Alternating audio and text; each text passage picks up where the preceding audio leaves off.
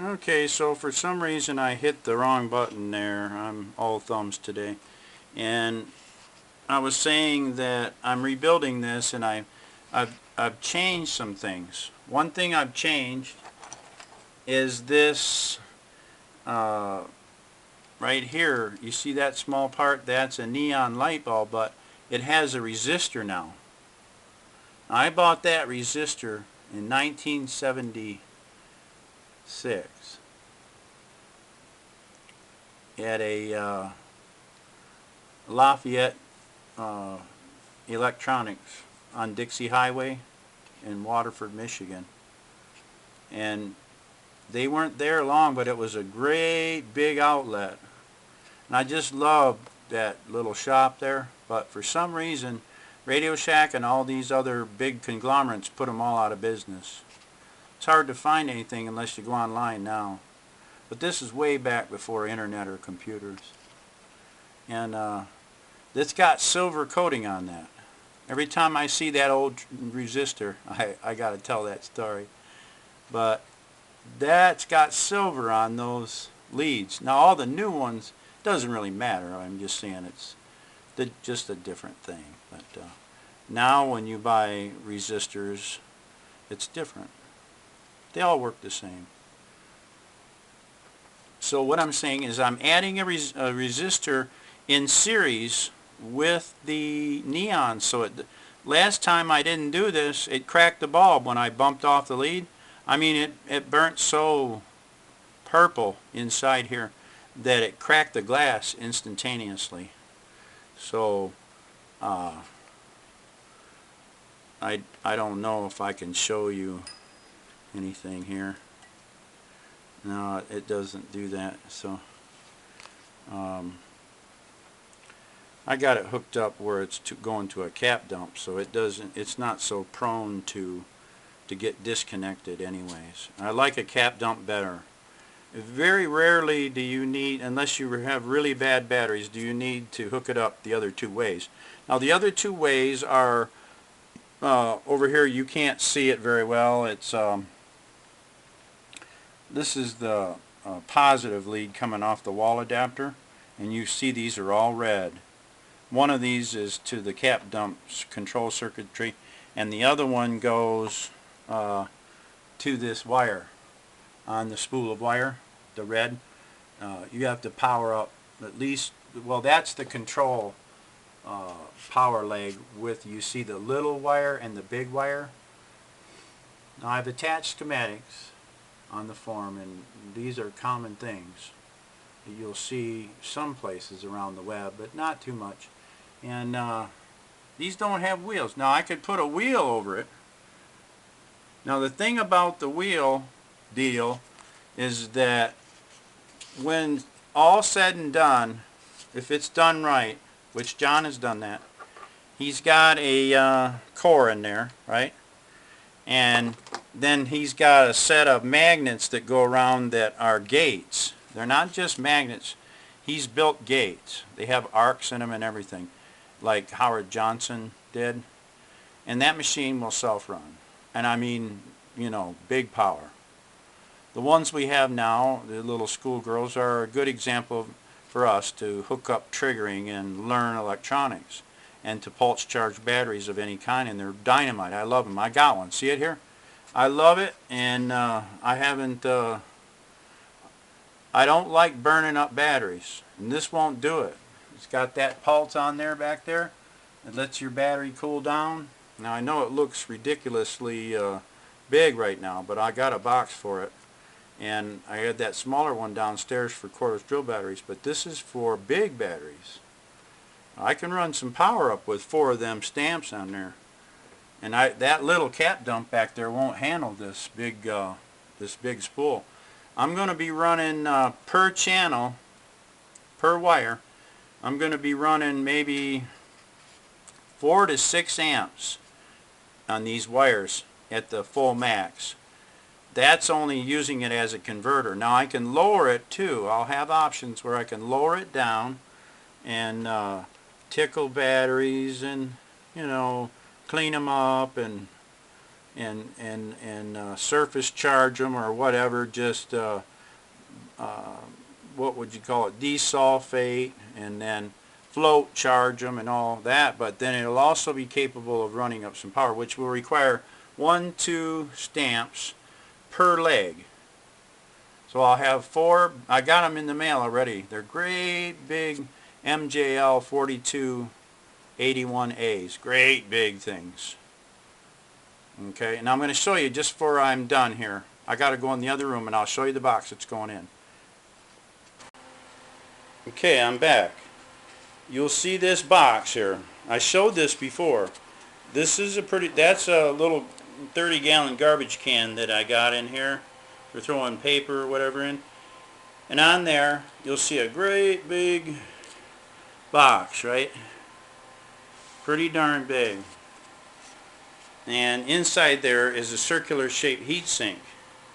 Now I had these MOSFETs on there, but I changed my mind for now.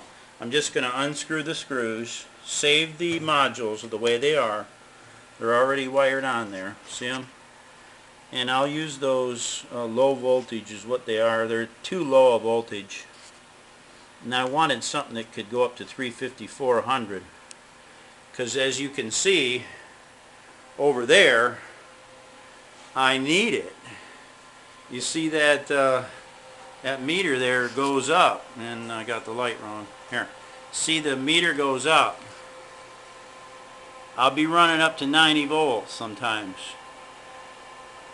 And when I deep charge, you know, from the bottom up, my big batteries, I'll hit it 3 times a second with 90 volts. And this is my other amp meter coming in to the box. See it there? Now that's the amp meter that's shooting to the batteries.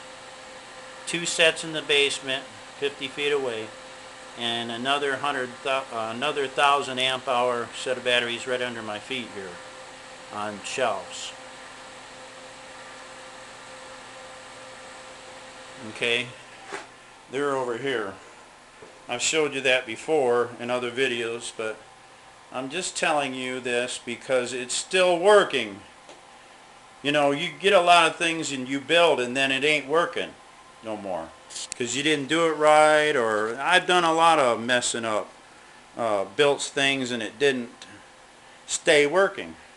And I found that if you get the right device, I didn't have the right device. I had a 200 volt part. It was no good for 90 volts or 100. It was blowing them all up. But anyways, it's going in this box. The coil, the big coil. This is the heat sink for the FETs. Understand?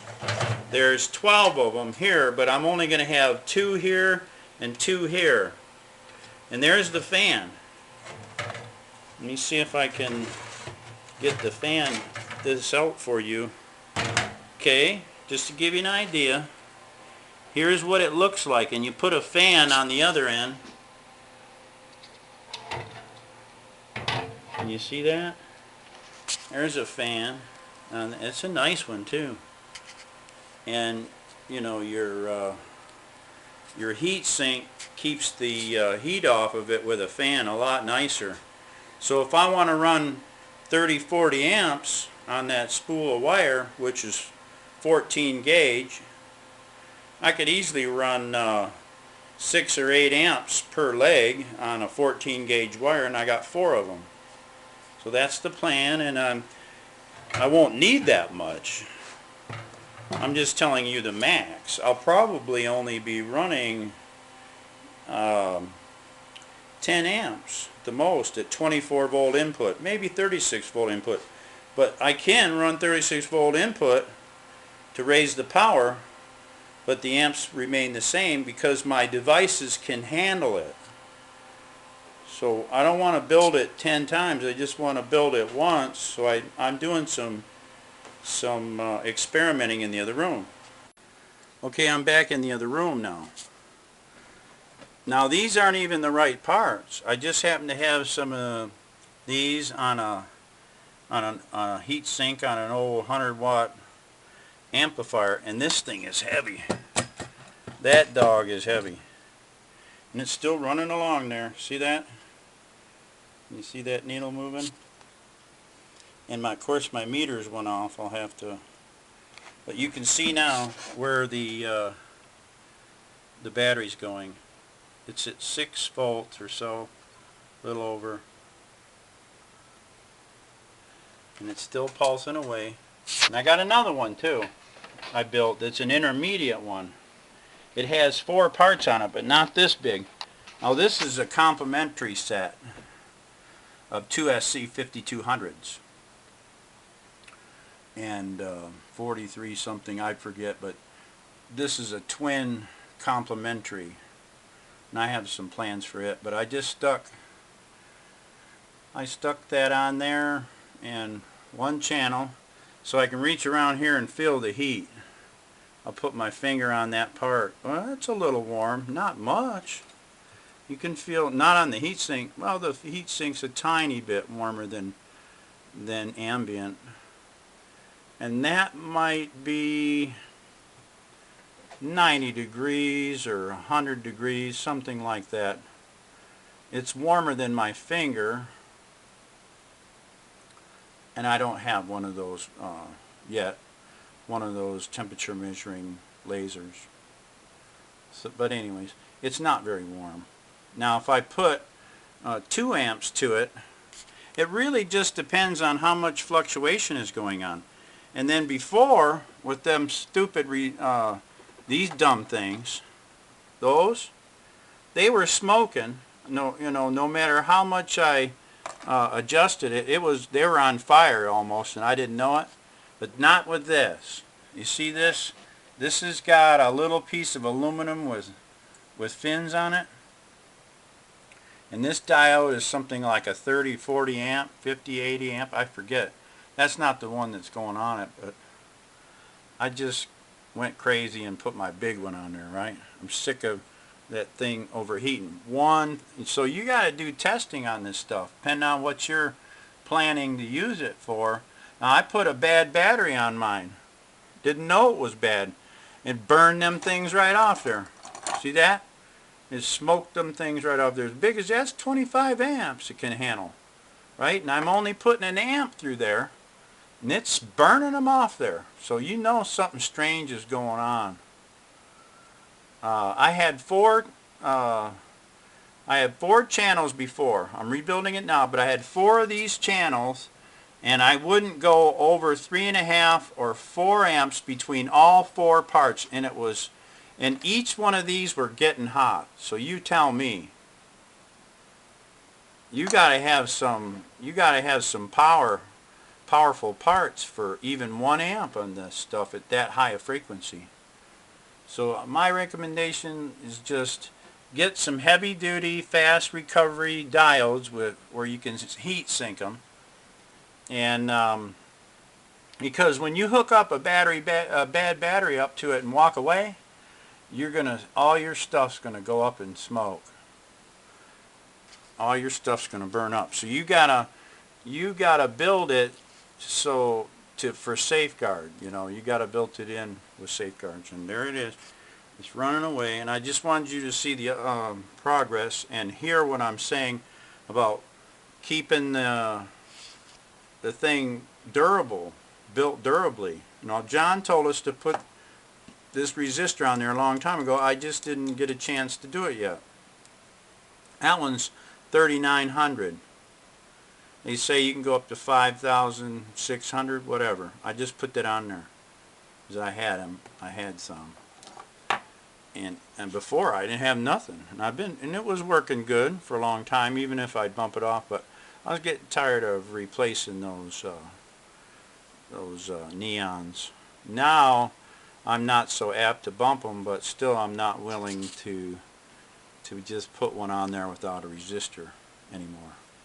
Okay, so that's it. That's got my little cap dump back there going away, going to town, and my big 7-pound 14 gauge coil, only 1 channel and trigger wire hooked to this great big audio heatsink for testing. Any suggestions? I'm open.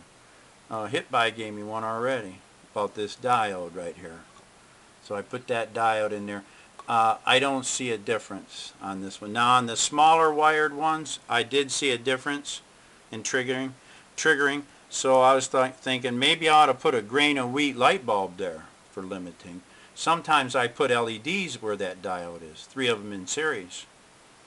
They would all light up and blink when it was running, or they would just, you know, they would be on dimly. Because I'm putting in, I'm triggering it with about 14 volts, so it's getting, I mean, that's potentially what's there after the resistor. And the resistance value down here is, you might as well see this. This is a, it's upside down. It's a 1.2K. And here's another one next to it just like it, I think. Yeah. We've got these out of circuits. That's a 1.2K. And watch what happens when I parallel them up. Of course, you know what's going to happen. It's going to get more resistance, right? Or less, I mean.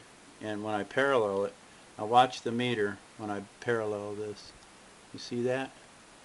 See it go way up? And I don't know if you can hear that whistling noise. That's pretty wild there, because I need to retune it. That's not the right tuning for this battery. This battery's getting abused now. See, that's 2 wild swings, and I'm only a one-handed cameraman, so I can't reach back here and adjust it for you. But that's what has to be done on those. Each time that you increase the power level, and based on your battery voltages on the meters, you've got to go over here to your cat bank where your pots are and adjust them. Now if you've got them programmed where there's switches, maybe better, I don't know. Some people have their cap dumps hooked for a certain voltage and that's it. It goes down to a certain volt and up to a certain volt, but that doesn't give you the ability to switch between battery banks unless you have switches and then further circuitry for that. So I just put dials on there for now, and I adjust it every time, because usually I'm just running one set of batteries, and so I just leave it. And then if I get where I know where I'm going to be, then I did like the other cap dump in the other room. I put switches on there. But this one's more portable, and I can take it around and cap dump big batteries with that. And these are the wires for it. They got like 8-gauge wire on there, like battery cable jumpers, and there's the other one down there laying there. I got a gator clip to it. But that cap dump over there has big clamps on it, and it can really kick out, and it ticks. It makes a ticking noise. It can really kick with those FETs in there, and that sink, that heat sink back there will get warm. It's a little warm, not very much right now because I'm not pushing it. But if I push that with a bunch of 4 of these parts on here, and that those amps are going to be way up there. I'll have to change this meter when I'm done to a 20 amp meter, and we'll see how it goes. But that's what I'm doing right now. Cap dumping a small battery, this little battery right here, camera battery. There's the amps, and that's the heat sink with one part, and that coil provides the conversion from 14 volts up to as high as I want on that. I can run that up to 75-80 volts on that cap dump. That cap dump is 100 volt caps. Not that I should stay down low, because it charges faster and more efficiently if you stay within 30% of your cap ceiling, your capacitor ceiling. If that's 100 volts, then you probably want to stay around 30 or 40 volts. It's more efficient. If you want to go higher, then you need better caps or higher voltage caps. And there you go. Okay, I just wanted you to see what I'm doing and how I'm trying it different ways and feeling the heat mainly, and feeling the heat on this, because that would burn up and these would pop down here if I put too much input, because before I had 200 volt parts, right, and I was inputting 24 volts. I want to go to 36. So you're going to do that, you can't use those old parts. You got to use something that has a 350 ceiling, and that was my mistake. Now I've got some higher powered parts. And I saw John doing a lot of this stuff. He used the PNPs, and I haven't done that yet, so I don't know how it would work out. I could do it, but I haven't thought about the PNPs. But these are NPN. Everything I've done is NPN. Just like the cap dump back there, that's NPN. Those 4 stamps back there. Everything's working on NPNs, which means the negative terminal gets hit on the battery. You don't charge it with a positive. You're hitting it with negative terminals. Okay, that's good for now then. We'll see y'all later.